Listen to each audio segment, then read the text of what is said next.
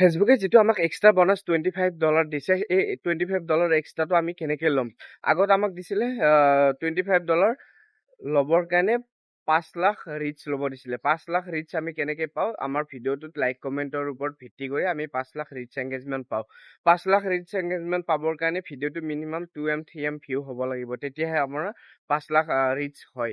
দুটা video' qualify কৰিব দিছিলে আৰু এতিয়া বৰ্তমান আমাক সুবিধা কৰি দিছে ফেচবুকে, অনলি 95,000 কৈ দুটা ভিডিঅ' যদি আমি কোৱালিফাই কৰোঁ, এইটো আমি এক্সট্ৰা বনাছ $25টো পাম। বৰ্তমান সকলোকে সুবিধা কৰি দিছে, অনলি 95,000 কৈ ভিউ লাগে, ৰিচ নালাগে, এংগেজমেণ্টো নালাগে, অকল ভিউ। আপোনাৰ ভিডিঅ'টোত লাইক কমেণ্ট কৰিছে নকৰিছে কোনো ধৰণৰ ইছ্যু নাই, কোনো ধৰণৰ কথা নাই, অকল আপোনাৰ ভিউ হ'ব লাগিব 95,000 কে। 95,000 কে দুটা ভিডিঅ' যদি আপুনি ভিউ লয় এটা সপ্তাহত দেই, এটা সপ্তাহত যেতিয়া আপুনি এই বনাছটো এক্টিভ কৰিব, এক্টিভ কৰাৰ দিনাৰ পৰা কাউণ্ট হ'ব 7 দিনলৈকে।